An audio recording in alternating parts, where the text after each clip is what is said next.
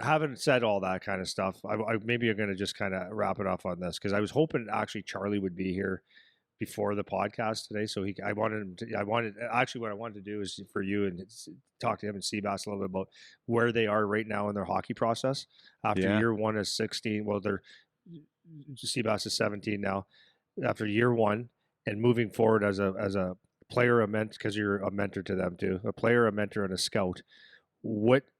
This is loaded, dude. Would you, if they were sitting here right now, what would you say to them for the next 5 years, or how to get on the horse? And this is what I would tell you to do. Is that loaded too much? No, I think because when I was that age,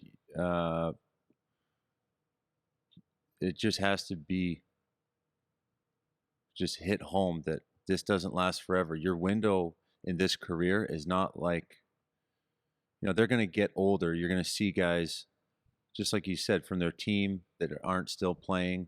You're going to see guys not go to college, get real jobs, or they come home, they're studying for.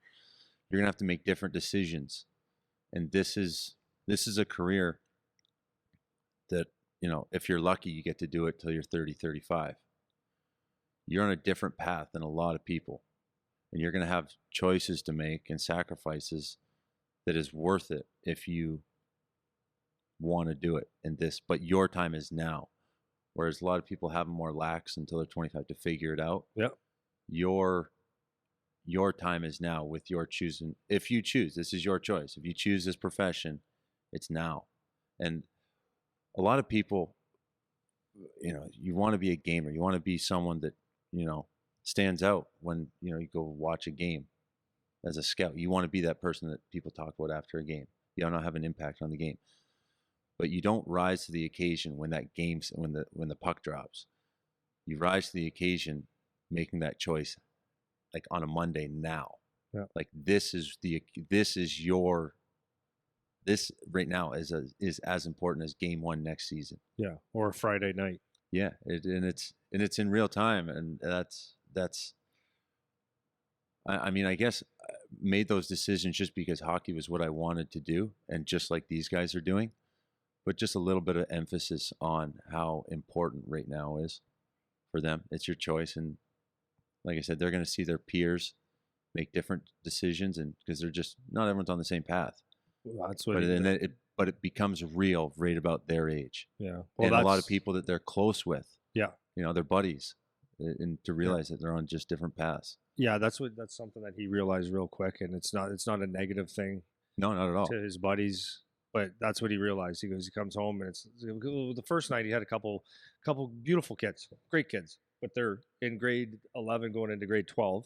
They have like work, like they go school, work, play a little bit of sports here and there. Yeah. But the sports commitment's it's just life. for fun.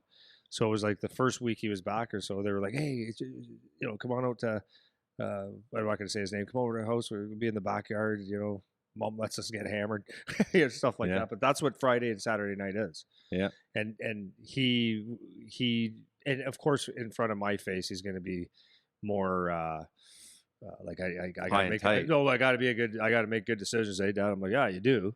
But he actually did. And then so the one night he said he's going to go out there, and we were saying, listen, you got decisions to make. And it seemed like he made good ones, I think, as far as I could tell. Yeah. But the beautiful thing is that he came back and he says, Dad, I just, and this is the best part. He said, Dad, these are my buddies, but I can't do it. He said it to me. I didn't say it to him. He goes, I can't do it. He goes, I realize now that it's just so different. Like I have to make sure that Saturday morning, even though my workouts are done and it's only June or July, I got to do my sprints, and I have to perform well at it, and I have to eat right. And I have to get to boxing, and I got to perform, and then I got something on Sunday. So it's like a whole different world, right? But they you gotta have fun. You gotta have fun with that. Yeah, just like he laid out his schedule. Yeah. You can't. It's fun to look forward and have fun at the next party, and that be the outlet. But you have to enjoy what you're doing, and you have to get a positive feedback from the stuff that's hard, not just get through the hard stuff so you can do the stuff you want. Yeah, that doesn't last long. Yeah, I want to say. Enjoy the hard stuff, because that's what that's what's going to separate you. But enjoy it, have fun. Had You 4 know, years to establish bring as yourself. many people as with you as possible. Yeah. You want to do it together. So Yeah, just, yeah. What about last thing? What about I wanted to ask for a couple of his buddies, and I would say even for Charlie for this matter, because your first year in the OHL was it wasn't a picnic. Oh no, not at all. I had a ton of fun. Like I had, you know, all you guys, Yeah. you know, Danny lived with him. He was Yeah. riding around, and, Yeah. going to practices. Yeah. But the games were a nightmare. I remember, Andy. I remember. So games and okay, let me just back it up. So you got Yeah. games and nightmare. Nightmare being your practices were hard. Your coach was like, "Does this guy even know that? Does this guy have a compassionate bone in his body? Is he a human? Mhm. Is he nice to anybody? Does he have any feelings for me, empathy for me whatsoever? Right? Oh, Does he get off on just bagging the shit out of me and treating me like shit? And then your mindset going through that, because I know a couple of the kids on Charlie's team, on Charlie's team, I know for a fact they felt like that. And like, how did they get through that? Because it's what I told Charlie, like when he was having his just establishing himself and almost going, I don't know if I can actually win a job no matter what I do. You know what I mean? I don't know if I could take a spot no matter what I do, because maybe is it age, is it for whatever reason. So it's like deflating a bit because I actually performed, but I didn't get what I thought I could get out of it, because I think right now I'm better than this guy. So he thinks. But getting through that and seeing the light at the end of the tunnel, because it does get better. So the kid that maybe was scratched for 30 games and the coach at the end of the year goes like, okay, you're going to have a big year next year. Like, how does he even believe that? Like, so how do you navigate through that shit? Like, if you can remember it, because at the end of the day, you became a pro and you have a beautiful life now. Yeah. You know, it's crazy because I remember my first year and, was drafted in the second round, and then I get there and second, not 12th. Yeah, you're a high pick. Yeah, it was a high pick. But I remember going to training camp and feeling so overwhelmed.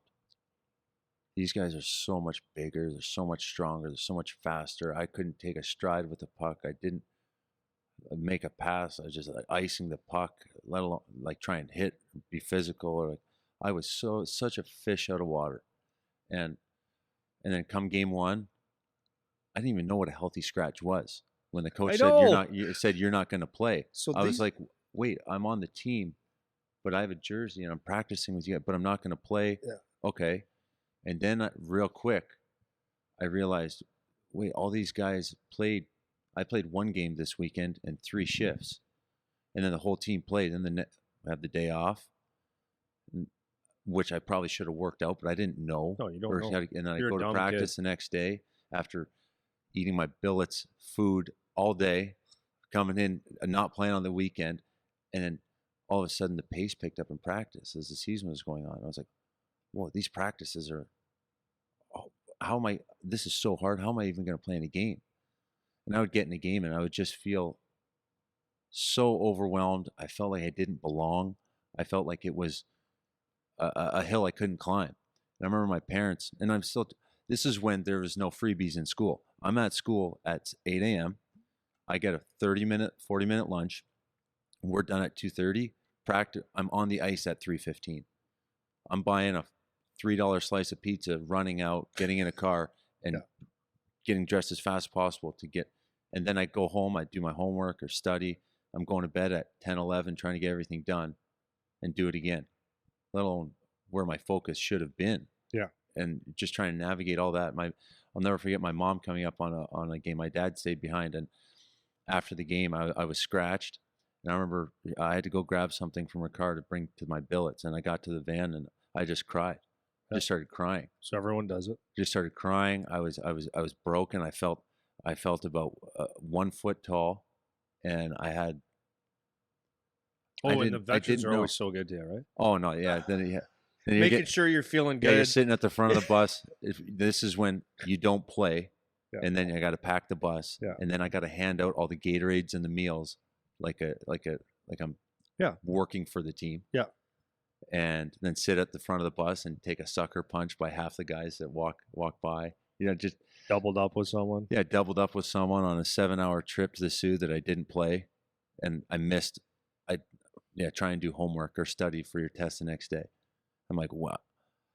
it was, and to think back now, but what I did have was I knew I was going to play hockey. In my mind, it was made up that I had no decision. So my peace of mind was, it's cliche, but on a process. Like, it was great. I had my room.